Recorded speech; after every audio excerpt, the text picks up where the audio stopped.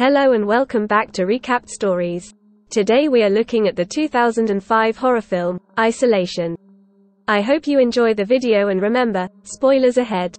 Our film opens with ominous music as we get shots of the woods and a farm. We meet a farmer, Dan, and a veterinarian, Orla, as she is about to check on one of the cows. Orla lubricates her arm and inserts it into the cow. The cow doesn't seem pleased about this whole process, and I honestly cannot blame her. Orla states that her water has broken and Dan says no. The calf bites her hand and she yells in pain and runs off. Dan tells her he can get her something and she says she's okay. Dan meets a young couple, Jamie and Mary, that have parked their trailer on his property and tells them they need to leave. He gives them until the next morning to leave. Jamie and Mary can't leave for a few days as it's clear they have done something they shouldn't have. John, one of the geneticists, arrives and tells Dan the couple needs to leave as they paid Dan to perform their tests, which are to be confidential. Orla asks how the cow is and tells Dan John wants to check her quickly. While performing an ultrasound, Orla and John begin to argue over money, Orla claiming neither her nor Dan have been paid. John claims the calf appears to be okay. Orla tells John something bit her and he claims it was pressure from the cow. She tells him she felt it snapping at her. Orla asks if everything is okay and if they should terminate it. John says everything is perfectly normal. Orla looks worried as ominous music plays. In the lab, John is checking on his findings. Dan and Orla are talking about the calf and Dan appears to be jealous, asking if Orla is sleeping with John. There is some history here. That night Mary wakes up to see Jamie awake and tells him no one is coming. She tells him to come back to bed as he's clearly shook up. Dan hears the cow crying and heads out to see her. Her back end is all bloodied and Dan is worried. He cleans up as he needs to check her out. Dan connects a crank to the hoof of the calf and begins to pull as it appears to be stuck. Dan is in the house filling a bucket of soapy water. He rushes to make a phone call, but it doesn't work as he hasn't paid his bills in some time. Dan heads to Mary and Jamie and pleads for their help. He tells them he has a cow calving and can't get it out. Mary and Jamie breathe a sigh of relief as they thought they were found. Mary tells Jamie he's in trouble and gives him that look all girls do when they want their significant other to do something. Jamie enters the barn and Dan asks if he's going to help or not. The cow is in extreme distress as the two men try and calm her. Dan mentions that he's never had it this difficult when birthing a calf before. The men start cranking on the calf, slowly inching it out. One of the ropes breaks from the sheer pressure. Dan ties it back up and continues to crank. Jamie grabs the head and they manage to pull the calf from the mother cow. The calf unfortunately isn't breathing. Dan begins swinging the calf above his head and I have to ask if this is a normal thing that is done. The calf is breathing, but Dan claims something is wrong. He reaches his hand in its mouth and it bites down hard. Dan and Jamie head inside to clean up the wound. Mary arrives in the barn looking for Jamie. She goes over to the newborn calf and starts petting it. Jamie startles her, along with all of us. Jamie says the calf isn't right and they need to kill it. Dan tells them they should head off and he'll see a doctor tomorrow. Dan tells them they can stay as long as they would like and they'll get no more trouble from him. Jamie is cleaning up and Mary says she thought he had run off on her. She brings up the calf and he tells her don't worry about it. Orla arrives at the farm and asks what happened to Dan's hand. He tells her it was from the calf. He had to remove the calf from the mother because it bites her. It appears to have fangs which are unusual for a cow. Orla calls John telling him they need to shut it all down as it's gone wrong. Orla attempts to kill the calf, but it moves and she only injures it. The mother cow loses it, falling over the fence as she tries to get to her calf, injuring itself. Orla kills the cow. She tells Dan to wait a minute as the calf is dying. Orla tells him to get away from it as something is wrong. They begin conducting an autopsy on the calf. The calf suffered from large offspring syndrome, meaning its organs have overgrown in size.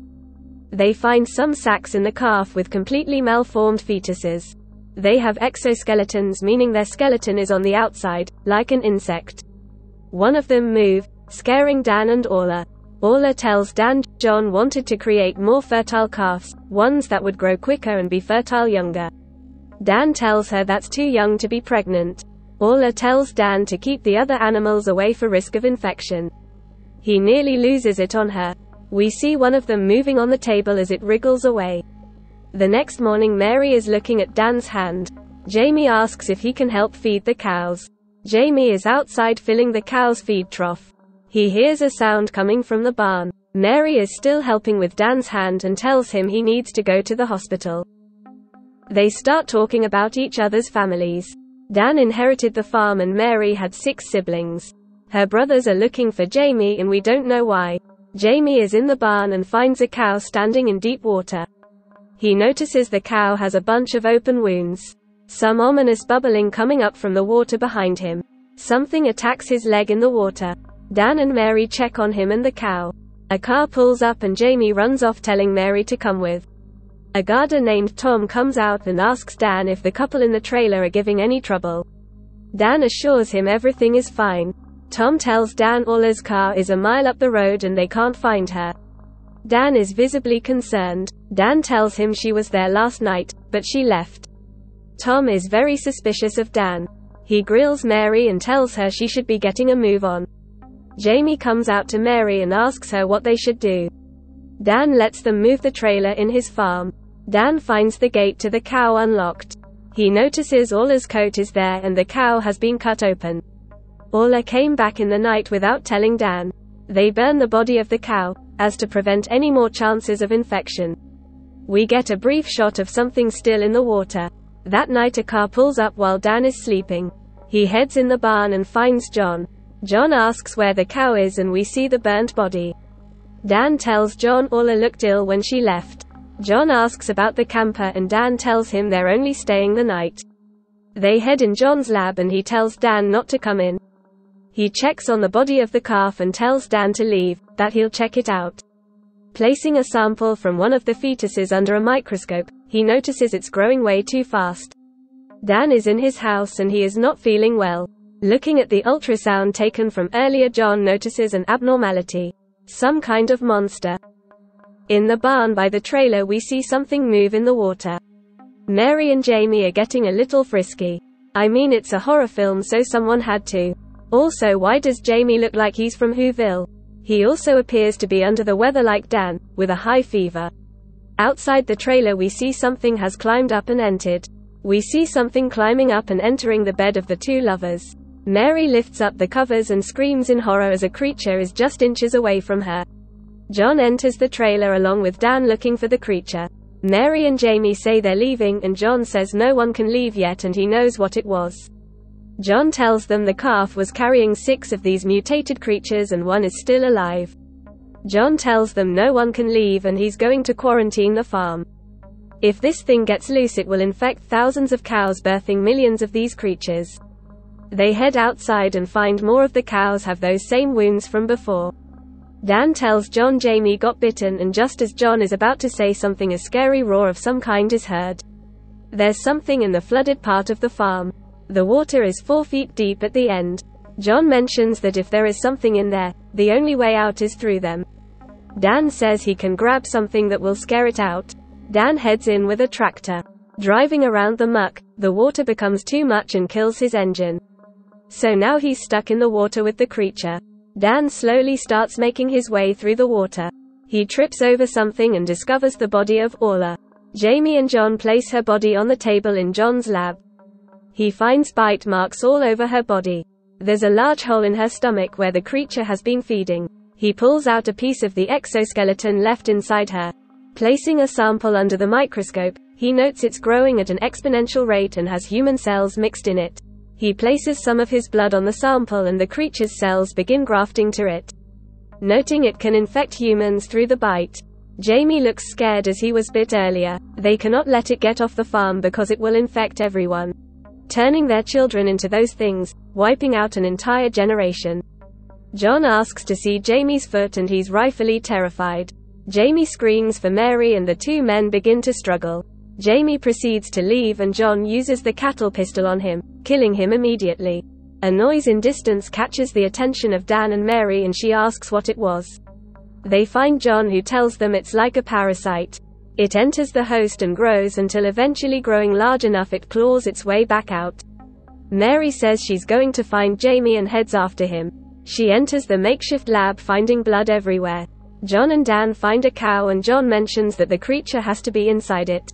John immediately kills it. He mentions it has already given birth and they have to find the calf. Dan pushes him up against the wall, telling him he only sees them as test subject, as lab rats and not as actual living beings. Dan says he's getting the police and John attacks him, killing him with the pistol. Mary is in the barn looking for Jamie. She falls and finds his body hidden. John comes up behind her with the gun and is about to kill her. They both notice Jamie's body as a large opening in his chest. Mary asks what he did, and just as John is about to answer, he is attacked by the creature. Mary takes off running and runs straight into Dan, who luckily is still alive.